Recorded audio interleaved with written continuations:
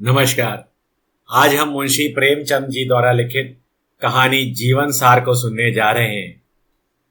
मेरा जीवन सपाट समतल मैदान है जिसमें कहीं कहीं गड्ढे तो हैं, पर टीलों, पर्वतों, घने जंगलों, गहरी घाटियों और खंडहरों का स्थान नहीं है।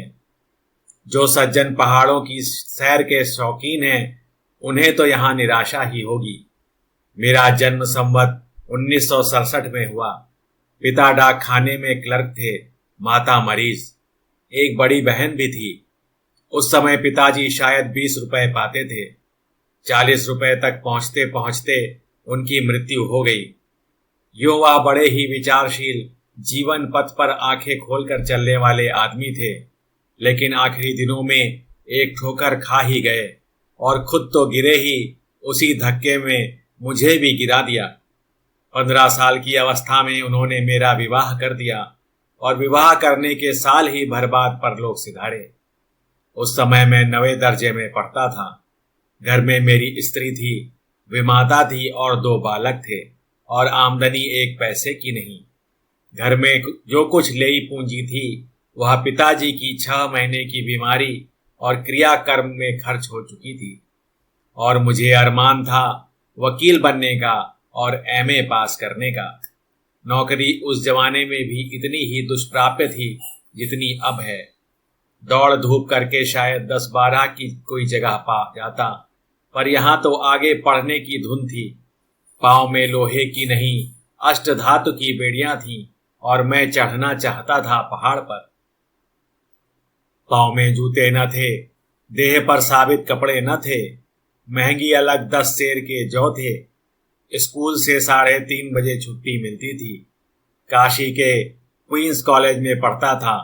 हेडमास्टर ने फीस माफ कर दी थी।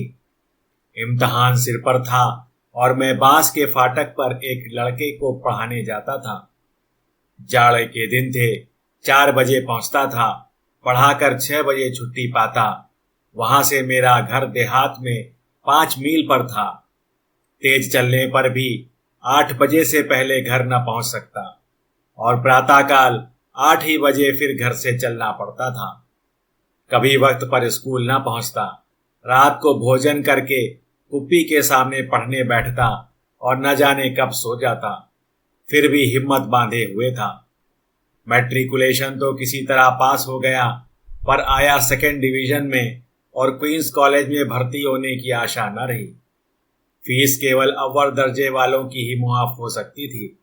संयोग से उसी साल हिंदू कॉलेज खुल गया। मैंने इस नए कॉलेज में पढ़ने का निश्चय किया। प्रिंसिपल थे मिस्टर रिचर्डसन। उनके मकान पर गया। वह पूरे हिंदुस्तानी वेश में थे। कुर्ता और धोती पहने फर्श पर बैठे कुछ लिख रहे थे, मगर मिजाज को तब्दील करना इतना आसान न था। मेरी प्रार्थना सुनकर आधी ही कहने पाया था।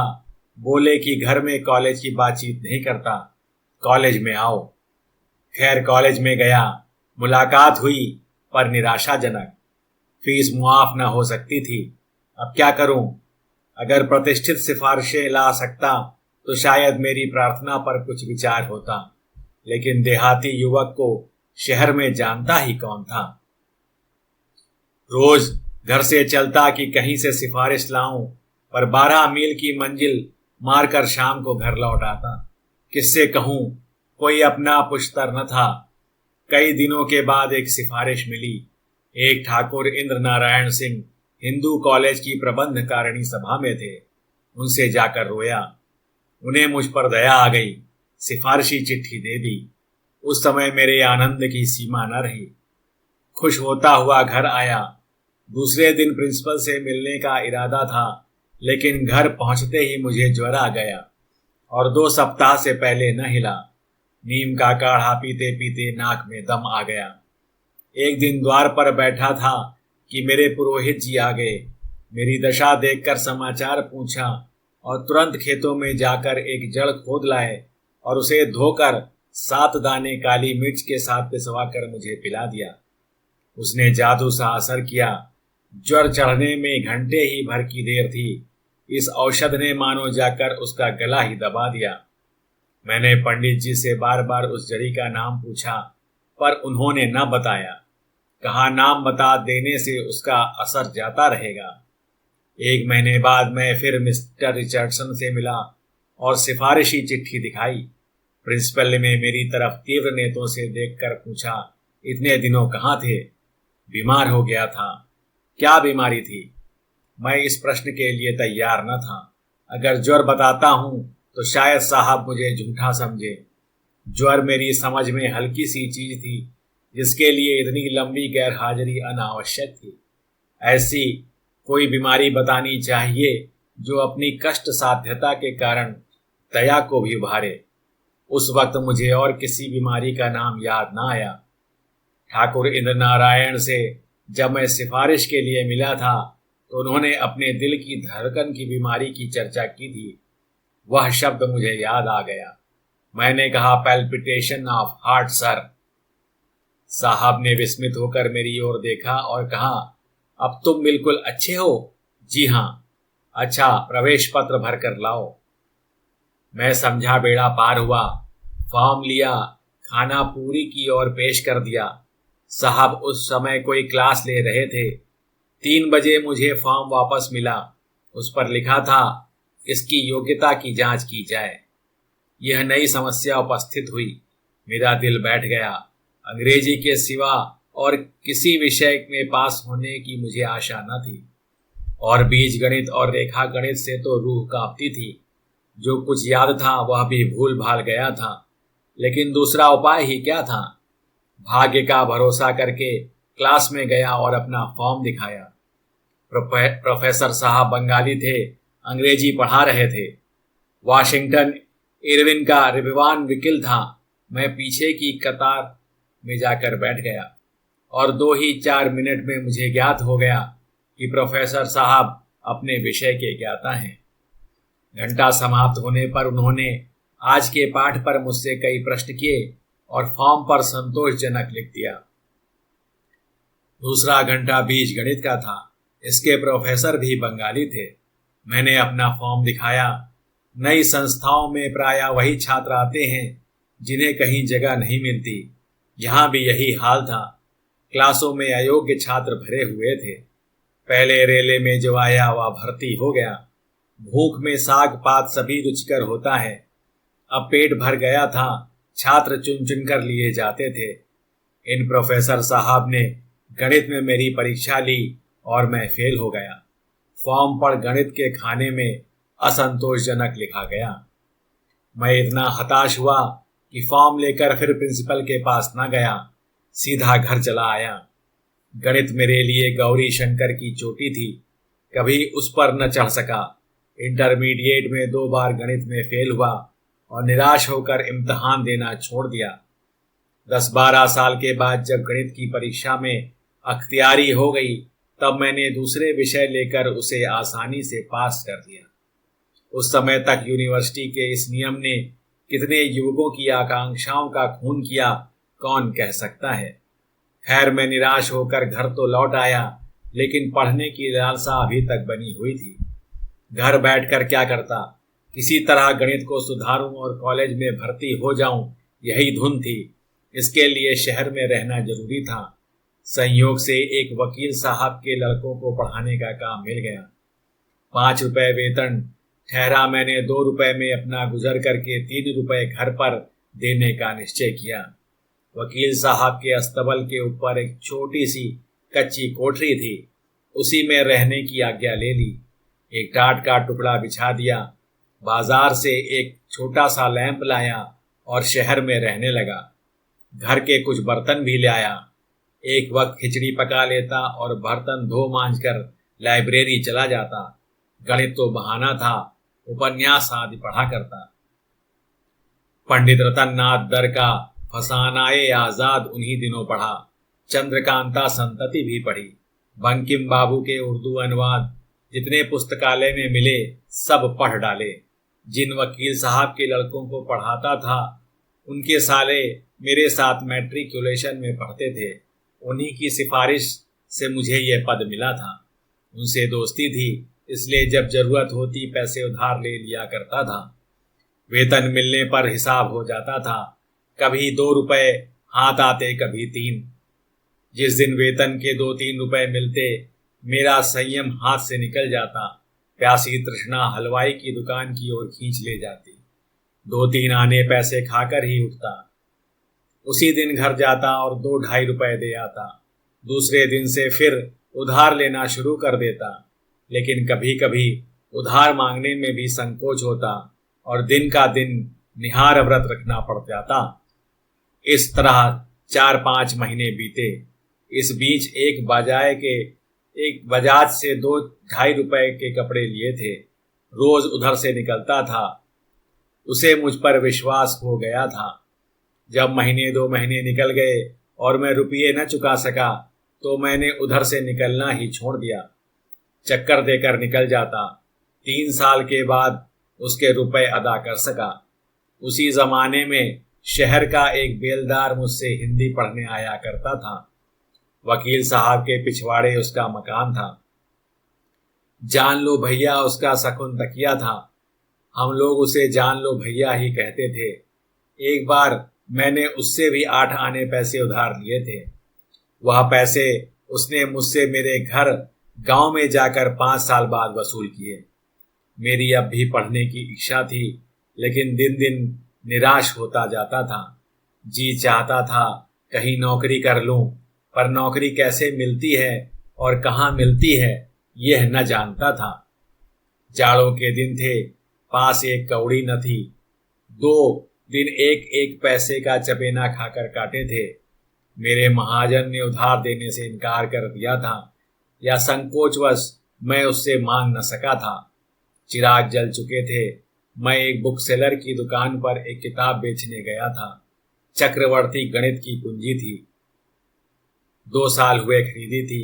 अब तक उसे बड़े जतन से रखे हुआ था, पर आज चारों ओर से निराश होकर मैंने उसे बेचने का निश्चय किया।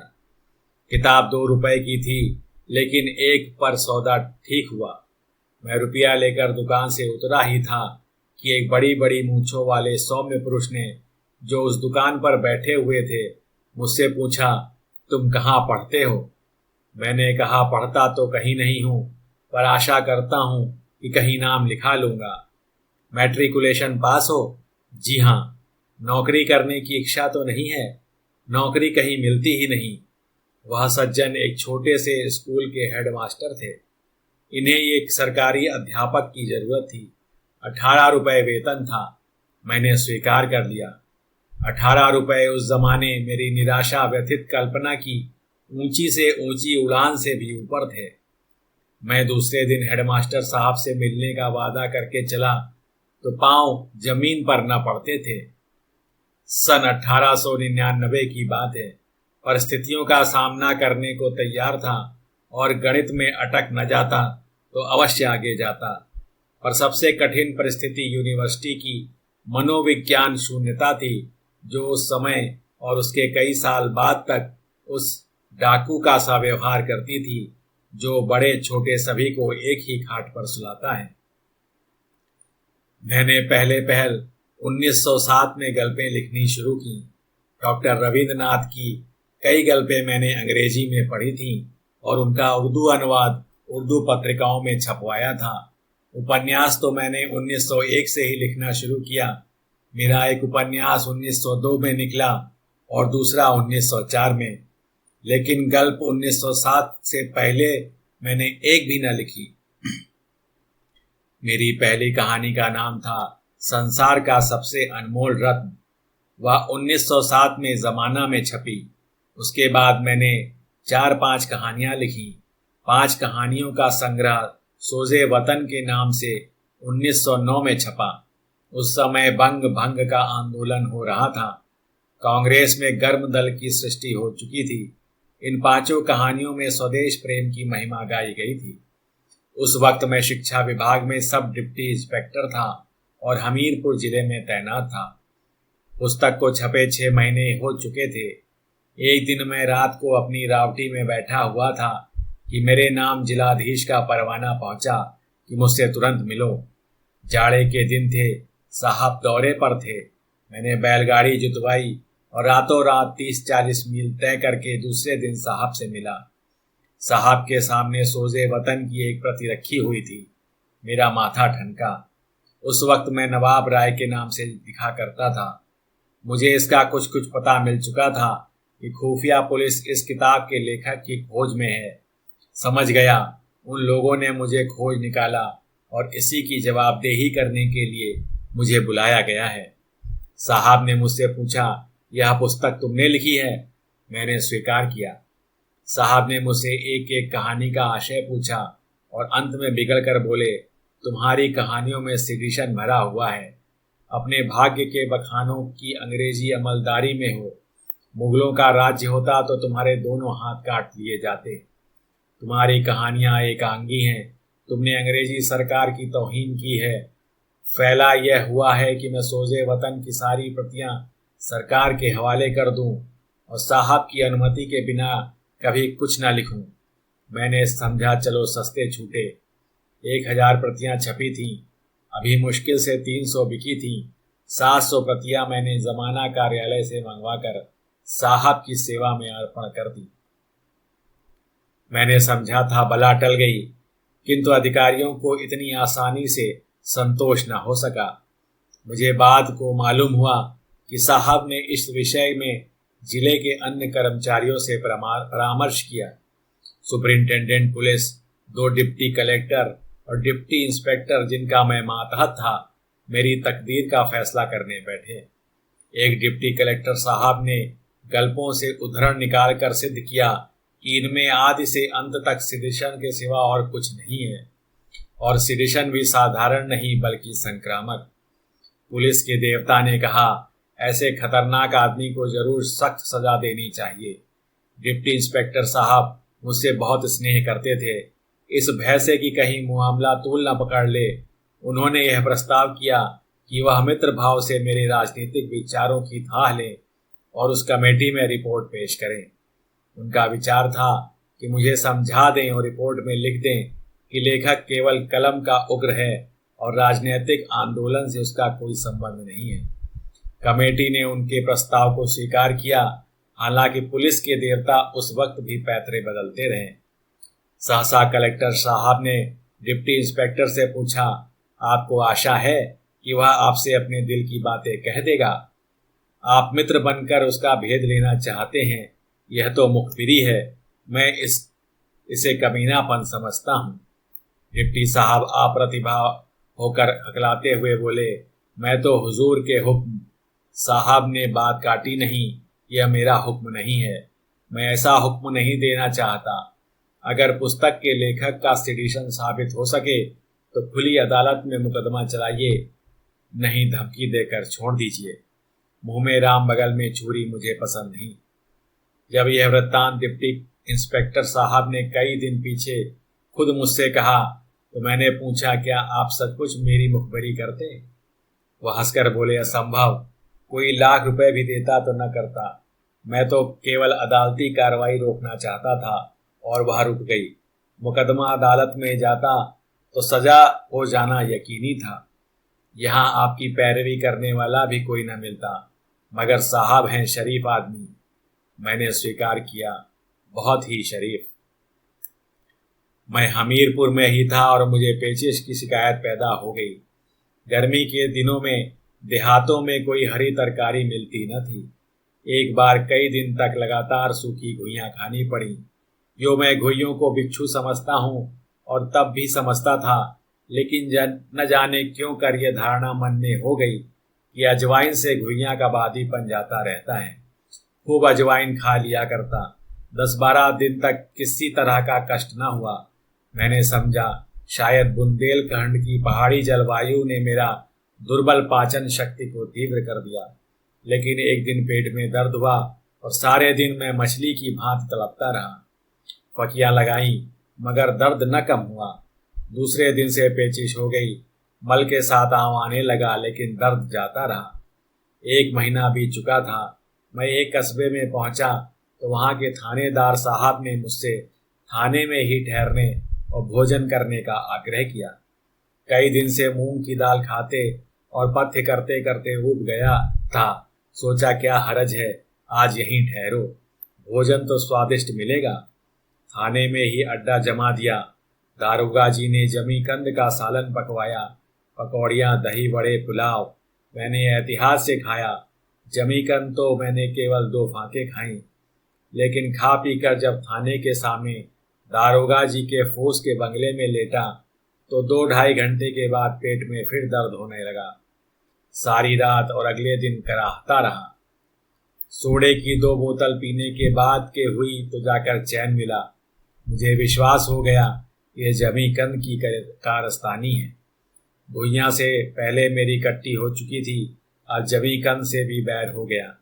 तब से इन दोनों चीज़ों की सूरत देखकर मैं कांप जाता हूँ। दर्द तो फिर जाता रहा, पर पेचिश ने अड्डा जमा दिया। पेट में 24 घंटे तनाव बना रहता, अफरा हुआ करता। संयम के साथ 4-5 मील टहलने जाता, व्यायाम करता, पथ्य से भोजन करता, कोई ना कोई औषधि भी खाता करता, किंतु पेचिश टलने का नाम न लेती थी और देह भी घुलती जाती थी। कई बार कानपुर आकर दवा कराई, एक बार महीने भर प्रयाग में डॉक्टरी और आयुर्वेदिक औषधियों का सेवन किया, पर कोई फायदा नहीं। तब मैंने तबादला करवाया। चाहता था रोहेलखंड, पर पटका गया बस्ती के जिले में, और हल्का वहाँ मिला जो नेपाल की तराई है। सौभाग्य से वहीं मेरा परिचय स्वर्गीय पंडित मन्नन त्रिवेदी गजपुरी से हुआ, जो डोमरियागंज में तहसीलदार थे। कभी कभी उनके साथ साहित्य चर्चा हो जाती थी, लेकिन यहाँ आकर पेचिश और बढ़ गई। तब मैंने 6 महीने की छुट्टी ली और लखनऊ के मेडिकल कॉलेज से निराश होकर काशी के एक हकीम के पास इलाज कराने लगा। 3-4 महीने बाद कुछ थोड़ा सा फायदा तो मालूम हुआ, पर बीमारी जड़ से न गई। फिर जब बस्ती में पहुंचा तो वही हालत हो गई। तब मैंने दौरे की नौकरी छोड़ दी और बस्ती हाई स्कूल में स्कूल मास्टर हो गया। फिर यहाँ से तब्दील होकर गोरखपुर पहुंचा। पेचिश पूर्ववत जारी रही। यहाँ मेरा परिचय महावीर प्रसाद जी पोद्दार से हुआ, जो साहित्य के मर्मज्ञ, राष्ट्र के सच्चे सेवक और बड़े ही उद्योगी पुरुष हैं। मैंने बस्ती से ही सरस्वती में कई गल्पें छपवाई थीं। पोद्दार जी की प्रेरणा से मैंने फिर उस उपन्यास लिखा और सेवा सदन की सृष्टि हुई। वही मैंने प्राइवेट बीए भी पास किया। सेवा सदन का जो आदर हुआ, उससे उत्साहित होकर मैंने प्रेम आश्रम लिख डाला और गल्पें भी बराबर लिखता रहा। कुछ मित्रों की, विशेषकर पोद्दार जी की सलाह से मैंने जल चिकित्सा आरंभ की, लेकिन 3-4 महीने के स्नान और पथ्य का मेरे दुर्भाग्य से यह परिणाम हुआ कि मेरा पेट बढ़ गया और मुझे रास्ता चलने में भी दुर्बलता मालूम होने लगी। एक बार कई मित्रों के साथ मुझे एक जीने पर चढ़ने का अवसर पड़ा और लोग धड़धड़ाते हुए चले गए, पर मेरे पांव ही न उठते थे। बड़ी मुश्किल से हाथों का सहारा लेते हुए ऊपर पहुंचा। उसी दिन मुझे अपनी कमजोरी का यथार्थ ज्ञान हुआ। समझ गया अब थोड़े दिन का और मेहमान हूँ। जल चिकित्सा बंद कर दी। एक दिन संध्या समय उर्दू बाजार में श्री दशरथ प्रसाद जी द्विवेदी, संपादक स्वदेश, से मेरी भेंट हो गई। कभी कभी उनसे भी साहित्य चर्चा होती रहती थी। उन्होंने मेरी पीली सूरत देखकर खेद से कहा, बाबूजी, आप तो बिल्कुल पीले पड़ गए हैं, कोई इलाज कराइए। मुझे अपनी बीमारी का जिक्र बुरा लगता था। मैं भूल जाना चाहता था कि मैं बीमार हूँ। जब 2-4 महीने की ही जिंदगी से नाता है तो क्यों ना हंसकर अपनी उग्रता पर बड़ा खेद हुआ। जब 2-4 महीने ही का जिंदगी से नाता है तो क्यों ना हंसकर मरूं। मैंने चिढ़कर कहा, मर ही तो जाऊंगा भाई, या और कुछ, मैं मौत का स्वागत करने को तैयार हूं। द्विवेदी जी बेचारे लज्जित हो गए। मुझे पीछे से अपनी उग्रता पर बड़ा खेद हुआ। यह 1921 की बात है। असहयोग आंदोलन जोरों पर था। जलियांवाला बाग का हत्याकांड हो चुका था। उन्हीं दिनों महात्मा गांधी ने गोरखपुर का दौरा किया। गाजीमिया के मैदानों में ऊंचा प्लेटफॉर्म तैयार किया गया। 2 लाख से कम जमाव न था। क्या शहर, क्या देहात, श्रद्धालु जनता दौड़ती चली आती थी। ऐसा समारोह मैंने अपने जीवन में कभी न देखा था। महात्मा जी के दर्शनों का यह प्रताप था कि मुझ जैसा मरा हुआ आदमी भी चेत उठा। उसके 2 ही 4 दिन बाद मैंने अपनी 20 साल की नौकरी से इस्तीफा दे दिया।